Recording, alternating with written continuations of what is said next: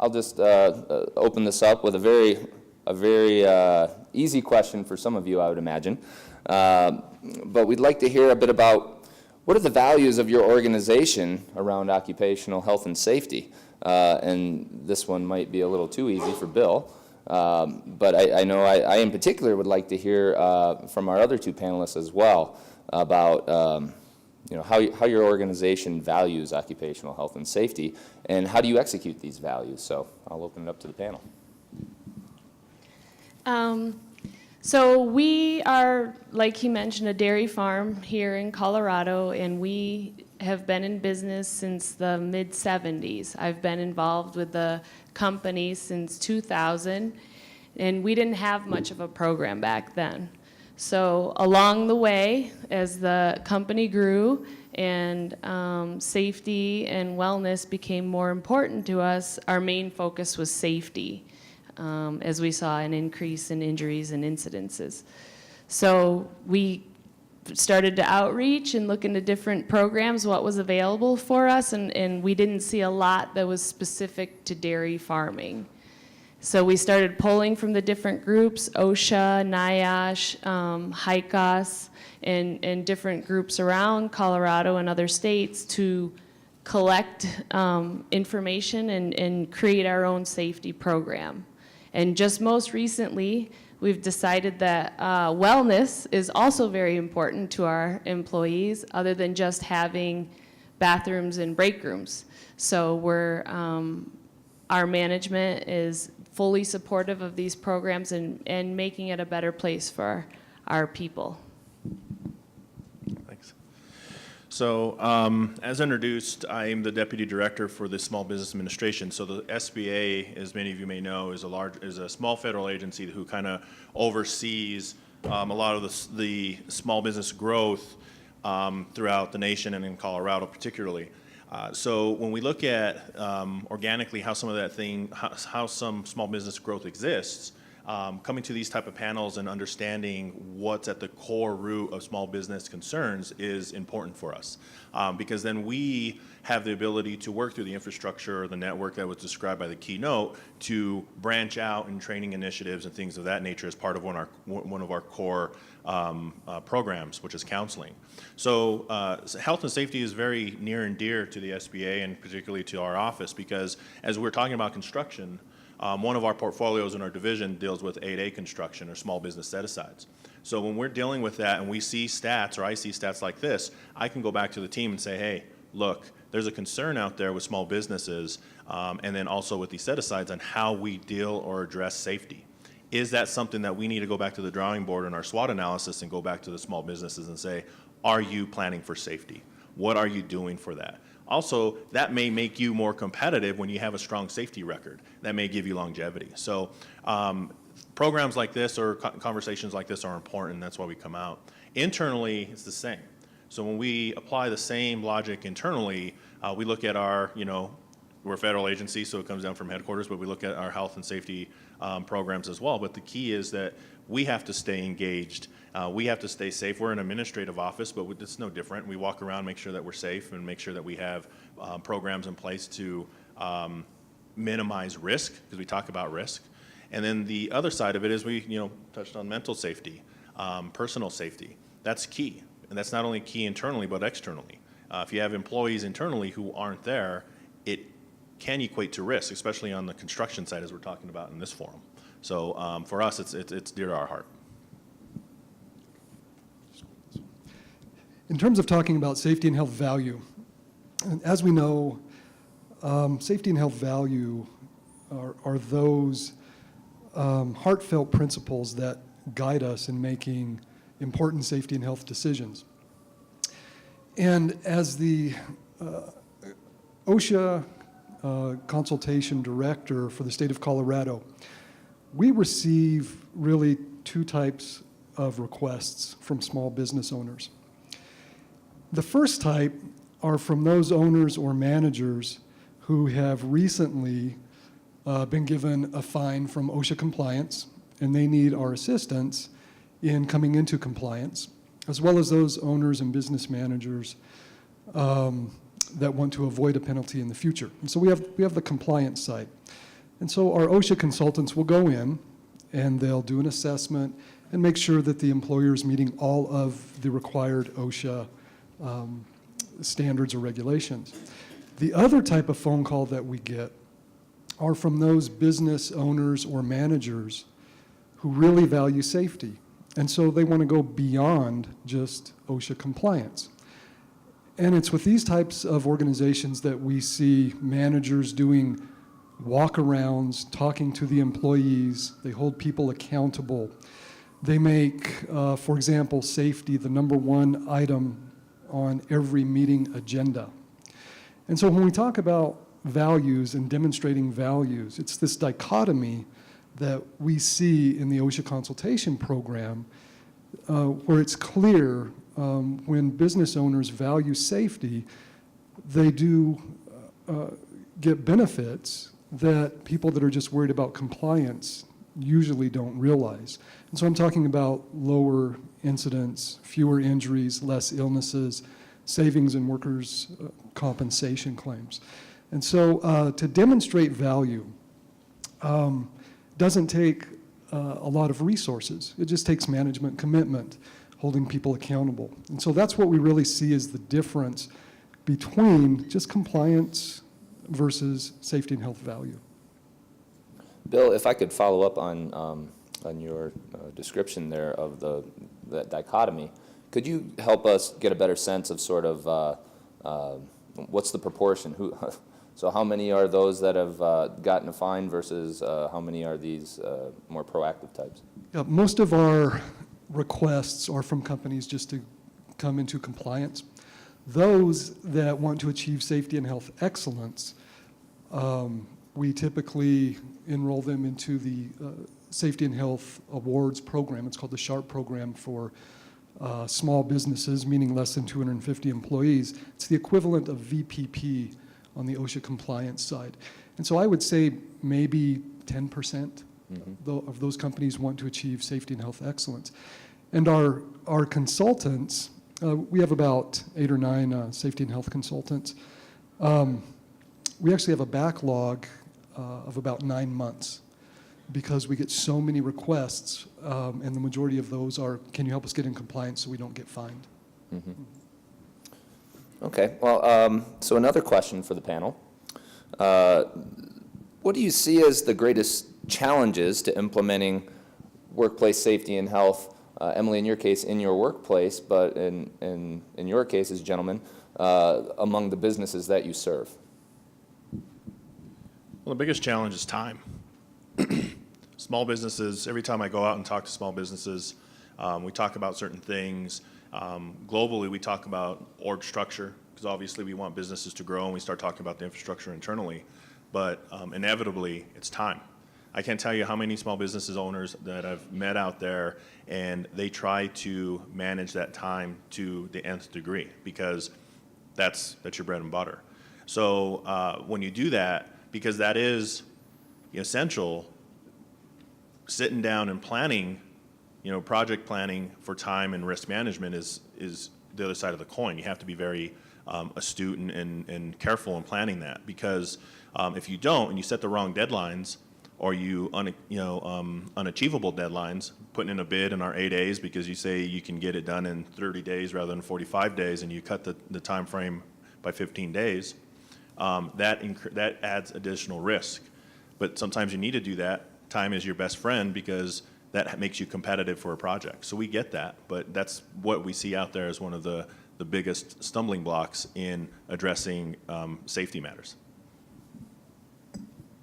And from the opposite side, I would say tools, resources, and just knowledge in our industry, in the dairy industry. It's slowly growing and it's becoming more of a hot topic. How do we keep dairy farm workers safe? But it's still very much in its infancy. And a lot of times we're pulling from all sorts of different resources, like I mentioned, to try to put a program together. But then as the dairy industry itself is growing and changing and becoming modernized, there's new tools out there that nobody knows how is this going to affect that particular group of employees, or what training is needed. we rely on the manufacturers of tractors and loaders and milking equipment to help us with safety, and they really have no desire to help. They're like, okay, you need this product, here's the basic safety guidelines that they may get from OSHA or somebody else, but that's as far as they go. And it's honestly, sometimes it's like pulling teeth to say, look, you're selling me this product, I want you to come train my people the way you think they should be. And so we have a hard time getting people to come out and help us with different things. And I think the other thing is because dairy touches so many different aspects, animals, rolling equipment, electricity. Everybody's heard about fatalities with manure and manure pits. That's a major one right now. And nobody really knows what to call it. You have some experts saying, this is a confined space. You have other experts saying, no, it's not a confined space, but this is how you should manage it. So we just need some help in writing our programs and finding what's safe. It's not always just common sense anymore that you can make a decision on. Emily, if I could ask you to follow up just briefly on one of the points you were raising. Sorry to put you on the spot here. We're really excited to have a real business rep, if you can't tell. So you mentioned, you look to manufacturers and suppliers for some guidance on, safe use of their product or getting your workforce trained. Can you tell us about any cases or maybe how that works in terms of choosing a supplier? Does that factor in, or are you able to, sort of shop around for someone who's really able to help you with what you need? We can do some shopping around with certain items, like our chemicals that we use to clean the systems. We really need a huge support system on that, not just for food safety, keeping the milk safe, but also for employee safety, because some of those caustic chemicals that we're using are really, so in that aspect, yes, safety has to be part of your program if you're going to bid it to us. When we look at other things, such like I did mention, the tractors and the loaders, that's not as built in, but for us it's a higher risk as well, because we don't know, even just training them how to drive the equipment, sometimes we ask for that in return, and they don't always offer that. So it depends on the item, but it could be very high or it could be on the lower side as far as how we would decide that. Yeah. Let's pass it over to Bill. Yeah, Tom, without a doubt, our two largest barriers are knowledge and resources. And we work with a lot of small businesses that have a very small profit margin. For example, I'm working with a company in Greeley right now. They had called our OSHA consultation office, but they needed a lot of help. And so I took all of my students over there, and we spent a semester and we built a safety and health management system for them. And so just imagine if you're the small business owner with a low profit margin, and the students walk in at the end of the semester with a binder this big, full of programs, plans, procedures, and we plop it on the desk and we say, there you go, implement it. Okay, and so obviously it was a little overwhelming. So they actually hired one of our students as an intern, and he's helping them implement this thing slowly. And so since we got involved, they have hired a safety person, not a formal, without a formal safety and health degree, but somebody to address those things. And so we do find, in terms of knowledge, a lot of the companies that we also work with, they're just not aware that they have to have, for example, a lockout tagout program, hazard communication program, hearing conservation. And so our consultants go out and they'll provide some training to them so that they understand what they need. And so those really are the two biggest challenges that we have in working with small businesses in Colorado. So another question for our panel. So given each of your respective roles, in either serving small businesses or representing one, tell us a little bit about how local, state, or federal policies impact how safety and health get done in your workplace or in the workplaces that you're serving. Ag is, it's, the dairy specifically portion of ag is still kind of, I don't know the best word to use, ignored to a certain extent. In recent years, the last 3 to 5 years, you've seen an increase of OSHA going into different states, I think New York and Wisconsin at the dairy farms. And, you know, they're providing that guidance. When he said, you know, the reaching out, we reached out to his group and had the specialists come out to our farms because we wanted to step forward. However, it was sort of in the way I felt during the process, it felt sort of like a double-edged sword because I didn't realize before the process that whatever they learned when they were at our facility would be put in a report and that was on file going forward. So in the future, if anything came up and we hadn't fixed it perfectly to the way it was stated, it would have been held against us in a different way. So I think that's a challenge in the way the program is written. For you do get a lot of benefit from it, but then again, you have to be careful with what you learn and how you use it. There just appears not to be a lot of resources. I think that people are reaching out and trying to figure out the next step, but you don't know what you don't know. And that's where we were for so long. I didn't even know we needed lockout, tagout till 6 years ago. And I was like, holy cow, get it going now. And we did, right? And then I trained myself on confined spaces, and so I now train our employees, and then I had the OSHA training and things.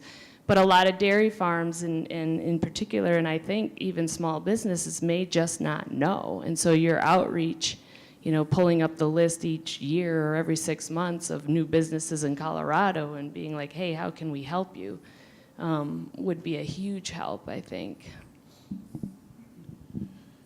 How many of you in here honestly are quite tired of information overload? Right? That's what happens.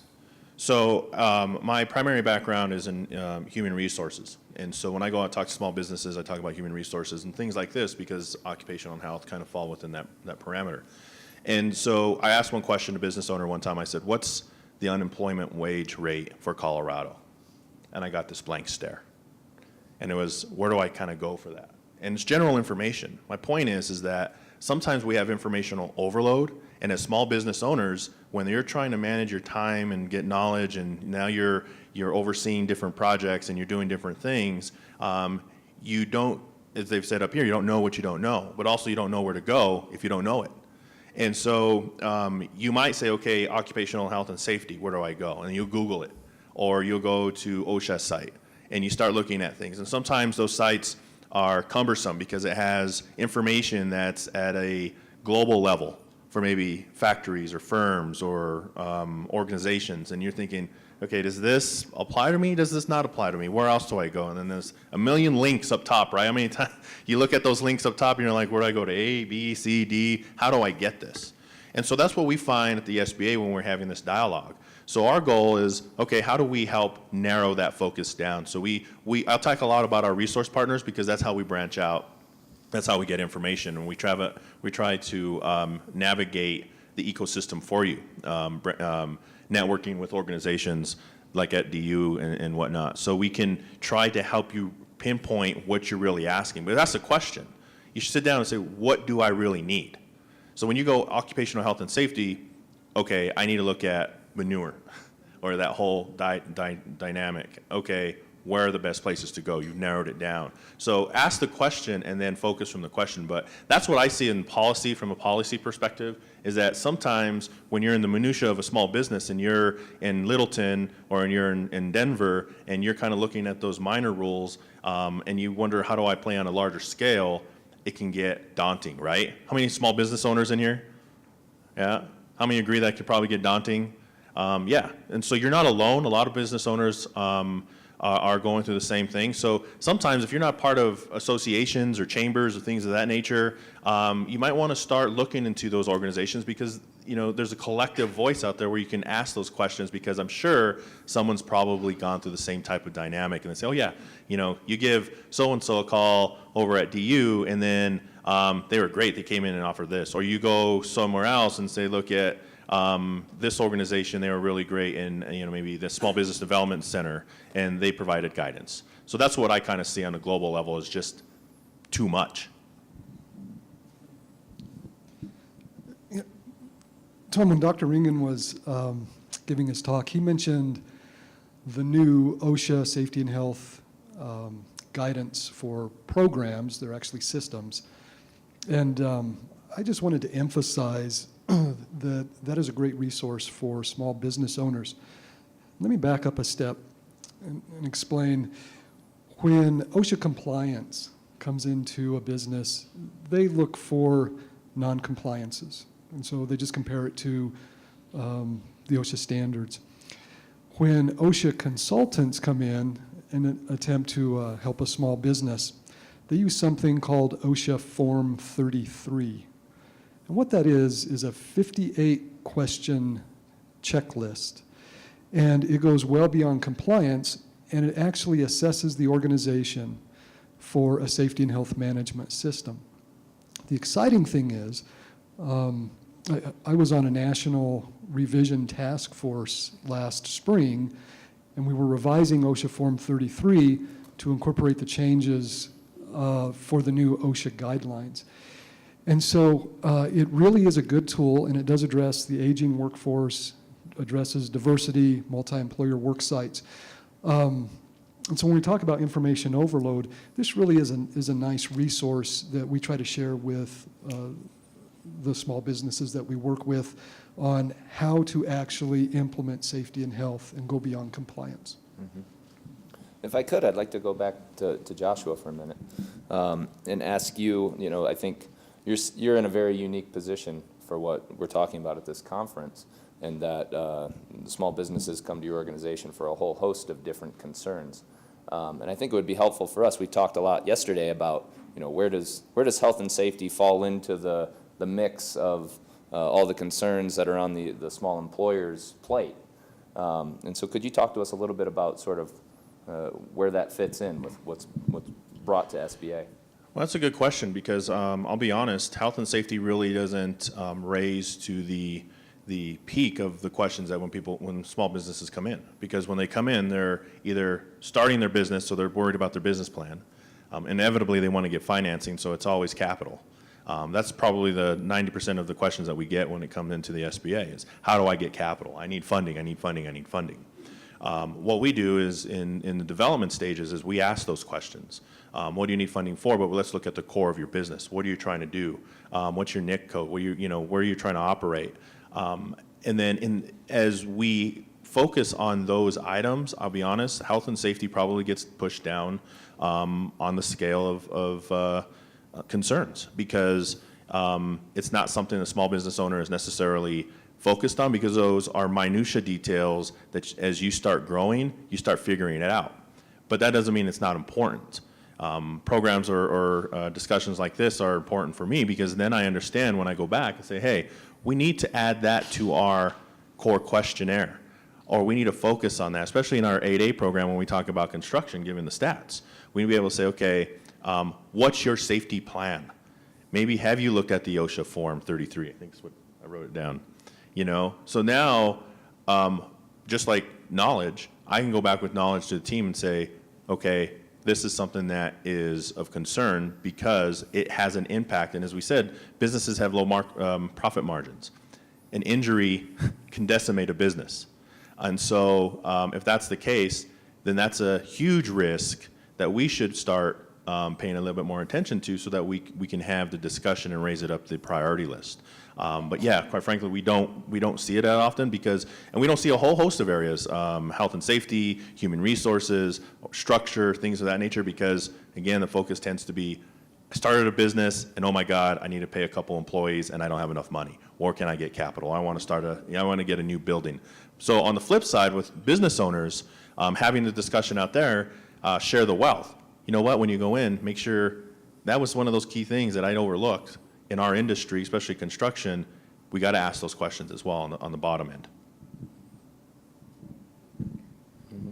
We're not much different. I mean, we're obviously a business, so the first thing that we look at is how much milk did that cow make yesterday, you know? So that's our number one priority too, is milk production and efficiency. We've built the culture of safety into our program. I'm obviously the leader in that area, and I play the mother hen role, which is fine. If that's what it takes to keep our people safe, and they really, you know, they fall into that with that, then that's what I'll take. But you see that the more the stronger the culture becomes, that everybody plays that role. Our mid-level supervisors are becoming those mother chickens and hens, and they're really pushing it too. So it's hard. It was really hard to get it incorporated and started because that was not number one. And you know, now we can build safe environments. If we see a situation, we can go ahead and say, you know what, have the welder go fix that. But it took a long time to get where we're at, and we still have a long ways to go. So I'd like to shift gears a little bit now. So yesterday, I think many people rightfully raised the issue that the contingent workforce continues to grow, and our traditional notions of what constitutes a small business needs to evolve with that. So my question for the panel is, as the contingent workforce grows, what do you see as the greatest challenges for addressing workplace safety and health, and how are you adapting to those challenges?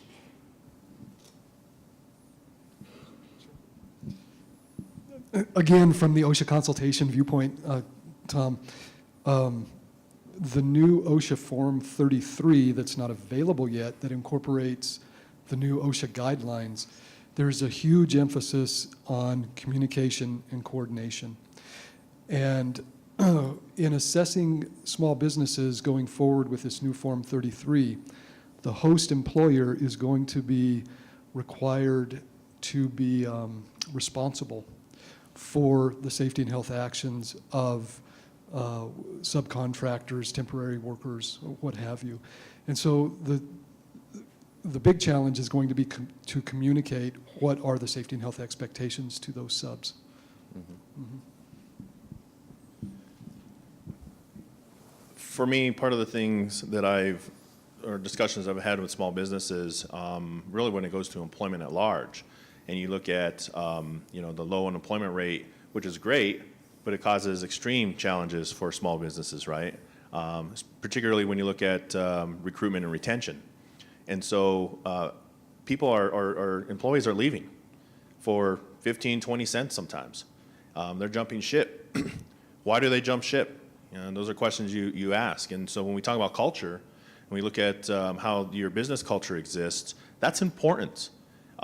Because if someone's happy in their organization, they tend to stay a little bit longer. And that includes things like health and safety. If an organization is safe and you can explore that or use that to your advantage and say, hey, we're a very safe organization, we have a 0% injury rate, et cetera, it makes the applicant or the employee feel a little bit more involved in your organization. But the challenges on the flip side on that are, other things are you asking the right competency questions?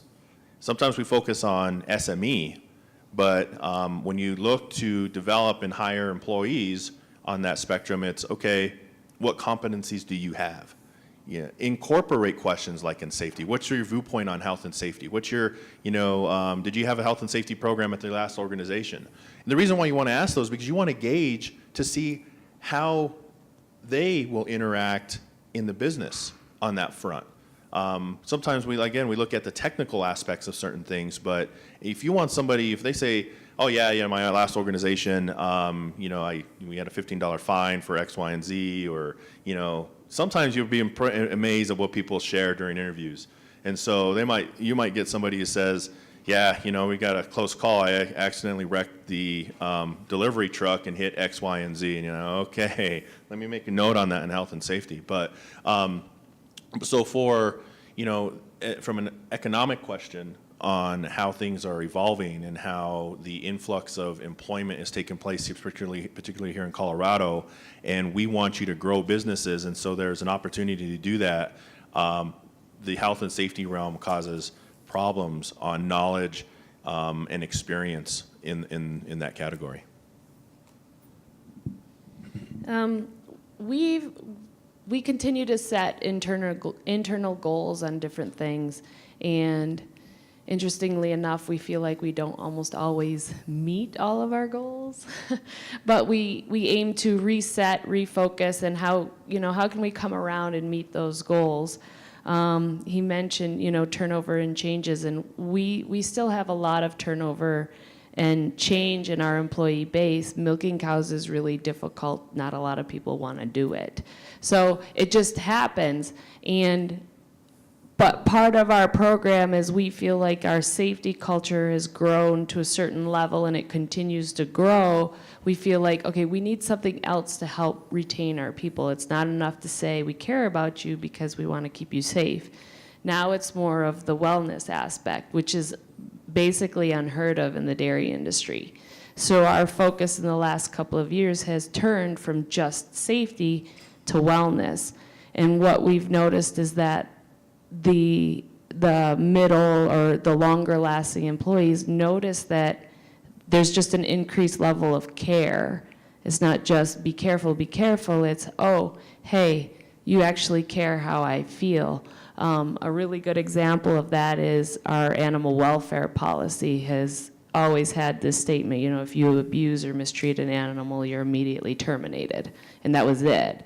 Well, we've expanded that to say, if you're having a bad day and you're fighting with somebody in your family or you're fighting with your coworker, tell your supervisor and say, hey, I need a minute. I can't work with the cows right now. Because you'll take it out on the cow. And everybody has a bad day, right? So we're trying to expand the whole culture in a different way to be like, yeah, we really care about you. Yes, you have to be held to your standard and do your job. But building this other wellness culture in, we think, is going to be a huge part of our growth and how we retain people. Another thing that we're trying to do is reach out more and more to different colleges, do research. We've done some research with CSU on air particulates that our employees are breathing. What do we need to help them that way? We reach out to Dr. Dave Dufresne, Dr. Hagevort from other colleges as well who are focused in the dairy industry, and work with them to do different projects. We're working with other schools as well to try to get them, give them education, knowledge, and then also take what we can from them. So those are some ways we're working in that direction. Well, I think at this point, I'd like to open it up to the rest of the room and extend the conversation a bit. So please make your way to the microphones and pepper our panel with more questions.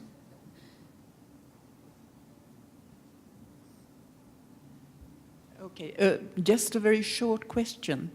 When you talk about small enterprises, what do you mean? What are the sizes of the companies you usually meet? Well, I'll start.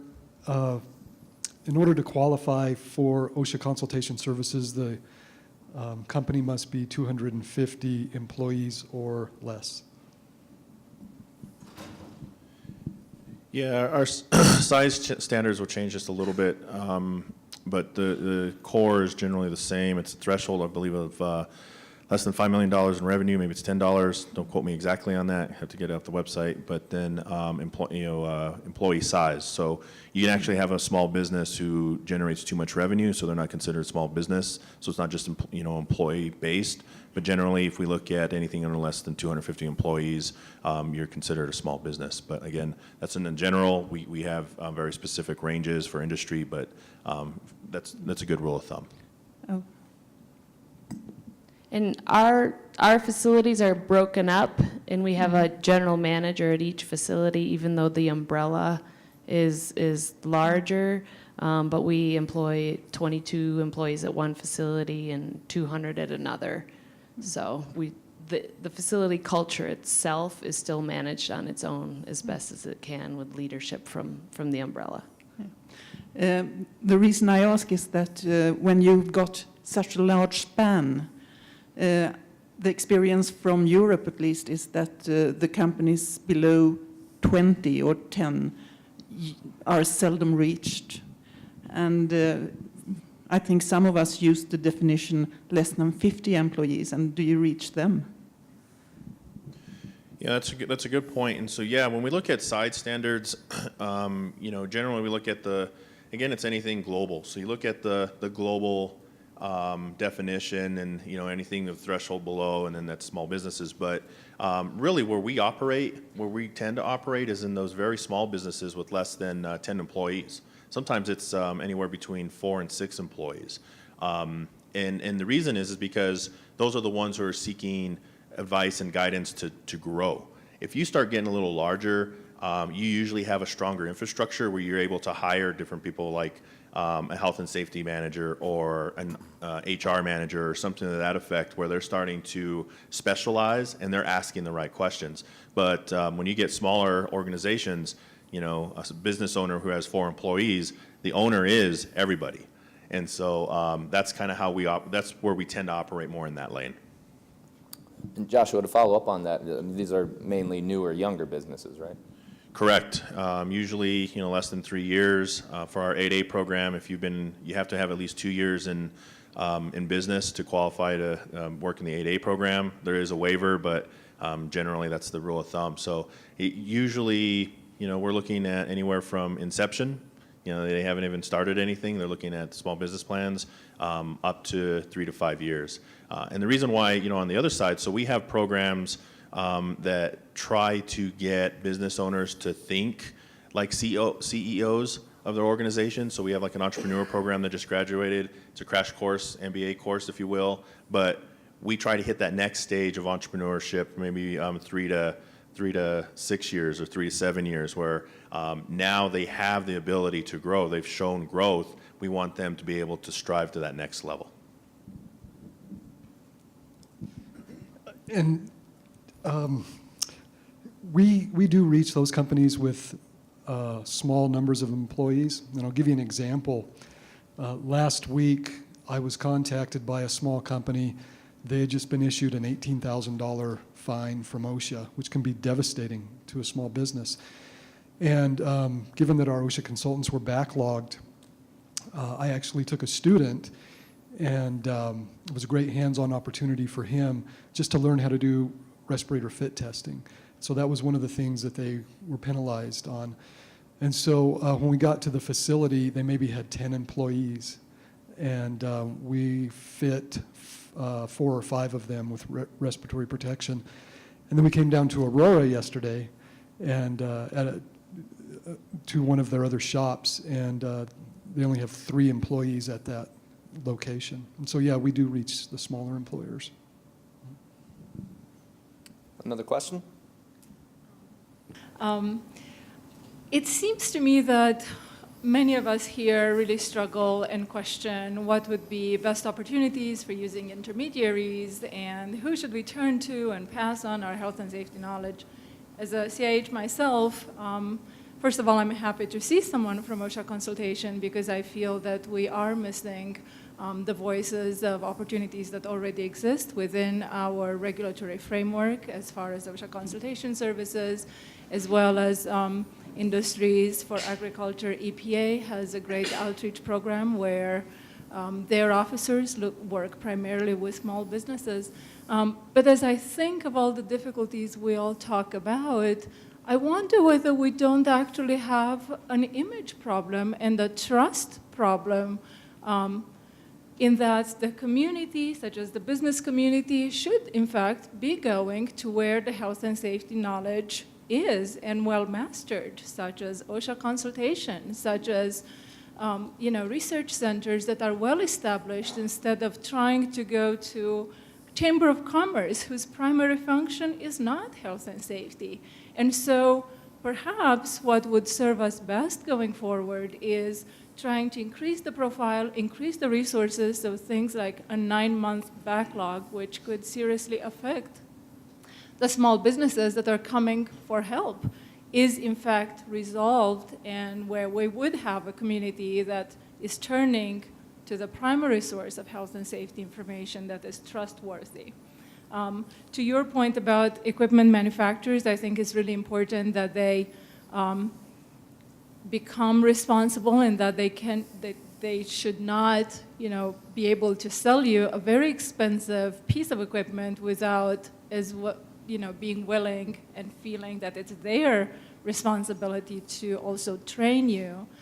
And the last point I'd like to make is that I don't think at this point we need to reinvent the wheels. We have the knowledge. There is plenty of research in agriculture of all kinds, from turkey farms, indoor air quality, to how to milk cows safely, to how to enter a manure pit, those things exist. They don't need to be reinvented. And many times they exist in forms that are difficult to read by someone who's not a health and safety expert or literate.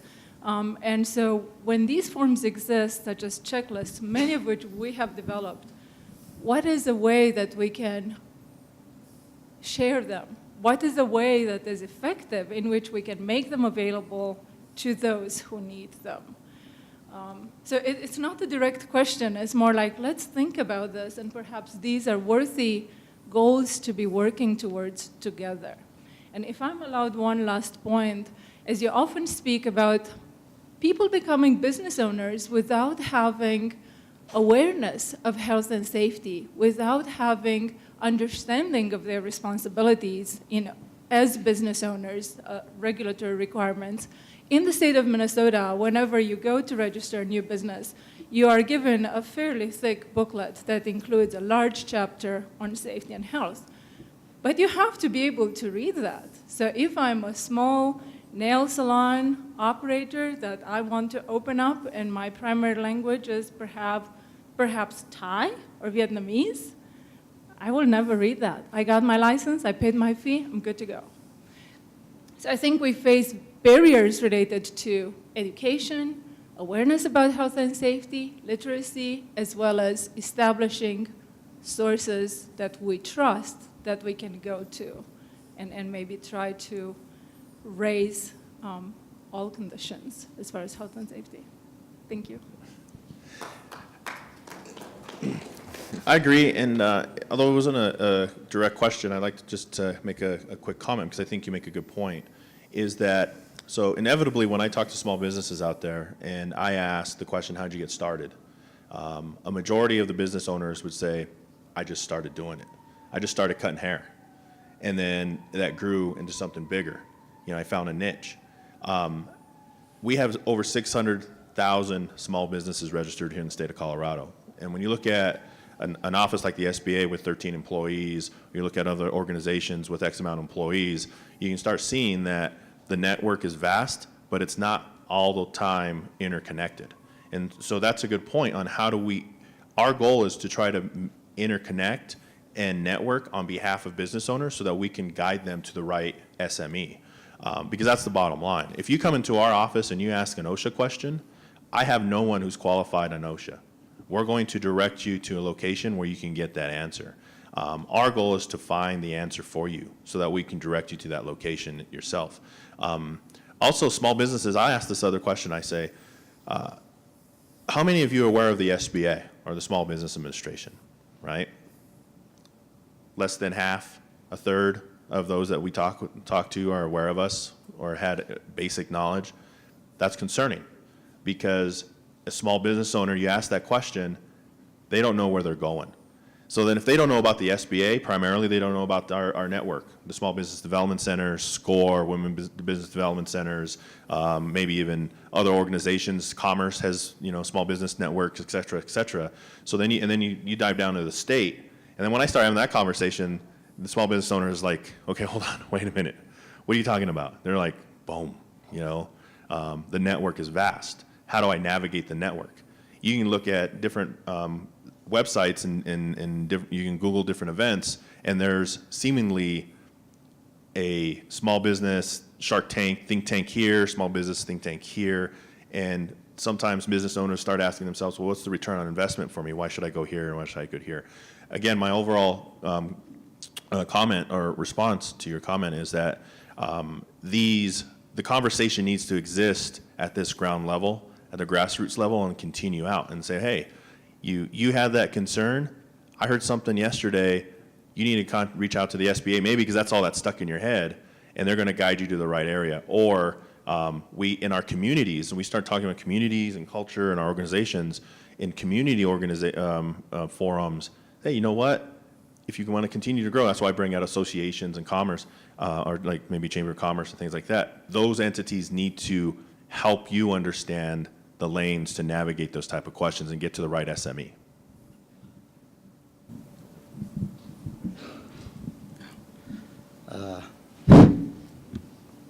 I have two simple questions.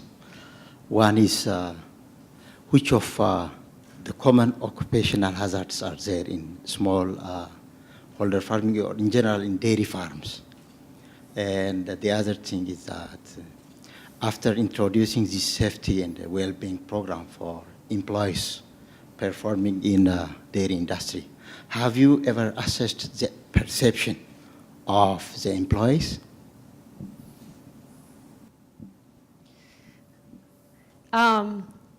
So I want to just make sure I understand the question. What has changed? Have we seen changes? And then have we actually asked the employees what they want from a health and wellness point of view, right? We've tracked our safety from reportable injuries to OSHA versus incidences in the last 10 years, and we've seen decreases on the incidences and injuries. So I think that we think that our safety program is going in the direction that it should be. As far as our wellness program is concerned, it's very, very new. And this year we started a survey of the employees, asking them basic questions about their sleeping habits, their work environment. Do they have break rooms? Do they like their bathrooms?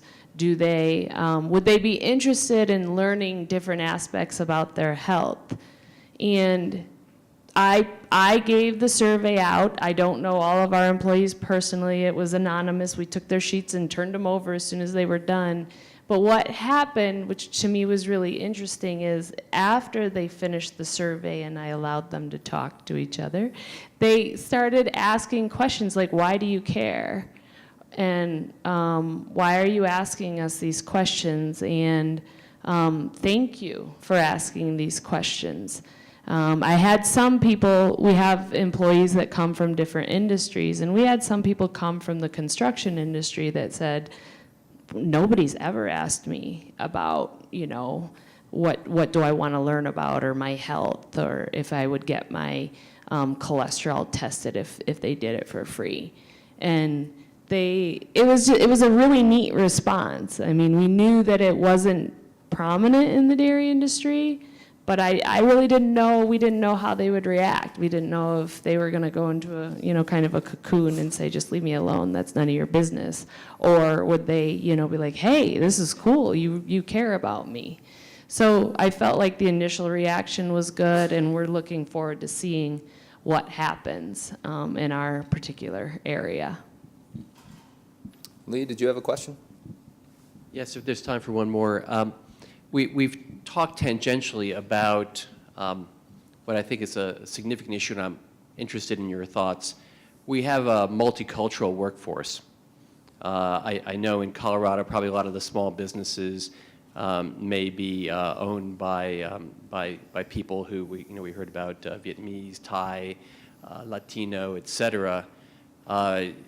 Emily, I know you have a large Guatemalan and other Latino workforce. I'm interested in what your all's perception is of, are there things that we need to be doing differently or specifically to address what turns out to be a very high rate of injuries and fatalities in the workplace in Colorado? It's for particularly Hispanic workers. So are there some things that we need to be thinking about differently, and that you think about differently in addressing those challenges? Well, that's a great question. So in part of my background, I work essentially EEO or equal opportunity for the Colorado National Guard. And so diversity and diversity discussions are dear to me. And it's a broad discussion that really narrows down, it can narrow down to particular fields, such as your question. You know, I do think that should be explored. I think that's a very great question on how to really, I don't have a specific answer other than to say that that plays a part in, or could play a part in how business owners view safety or other programs. Because if it's, particularly if it's a migrant who comes in and starts a business, we have several small business owners who've come in, started businesses, and they have different perspectives from their backgrounds and their regions, and they have maybe a different perspective on drive that would affect the employees. And so, from my perspective, opening the door to this discussion from an SBA point of view, and here particularly in Colorado, it's now my responsibility as I go out to add that to my tool bag and say, hey, what's your take on occupational health and safety?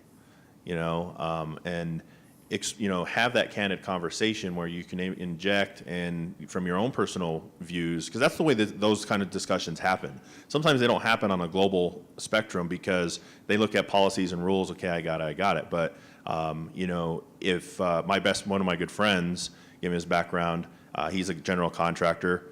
He grew up, you work 24/7. You got to get the job done. That's what his dad taught him, and you got to go out and do it. And to share a story, and we talk about safety issues. He had an employee who was pushing the limit and put a nail right through his foot. And so, I talked to him about, hey, that's the drive that you're pushing. You're kind of, you're not managing safety properly. I kind of put it back on him.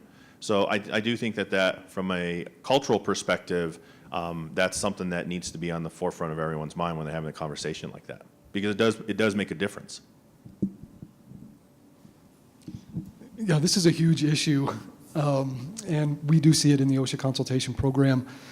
And I'll share with you a story someone just told me recently. I was giving silica training, and one of the business owners there was talking about, in particular, this Latino cultural subculture within his business, where they were doing exactly like you're saying. Extremely hardworking, felt as if their jobs were in danger if they reported a safety or health incident or accident. And so this particular manager, and I'm going to sound like a broken record, he was trying to show management commitment by showing care and trying to make safety a condition of employment, but not to scare them away. And so other than trying to show that you care about the employees and doing as this small business owner is doing, I'm not sure what other options or what other techniques are out there. What have you been doing anything to address that?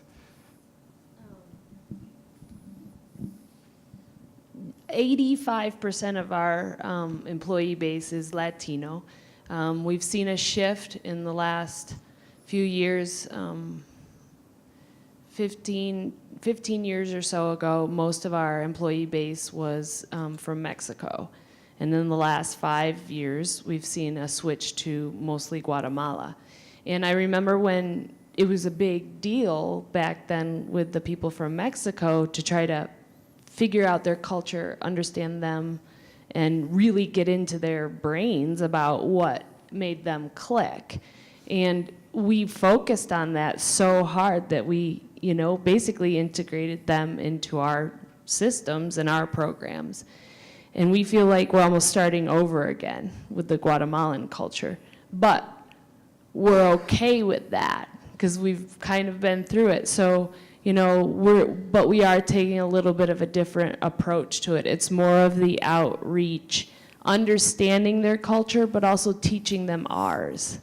So it wasn't just one way when we did it the first time. Now it's a little bit both ways, back and forth. And you see that they want to learn, they want to be part of it, and they appreciate that assistance. We get audited a lot. We have auditors for everything, the EPA, the CAFO, the organic, the animal welfare, the worker care. So our employees are the front line people who answer the questions to these auditors who want to know if what we say we're doing is what we're doing.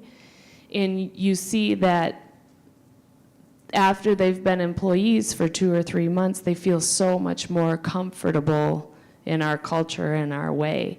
And so it's not just writing the protocols in their languages and having the meetings in their languages. It's continuing and opening that dialogue. It's not easy. It's a challenge. And then we try to bring other people in to get their perspective as well, and how can we better our processes and procedures. And that may be experts from those countries, and that's also people from here, and also people who have no expectations.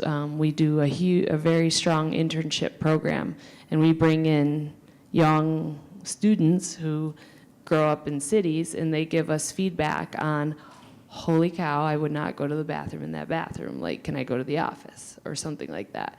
And that helps us get a perspective from what our employees may be used to and what they expect, to saying, no, we're going to do better for you. So it's a challenge, but and we're far from perfect, but we're working at it. Well, I'd like to thank our panel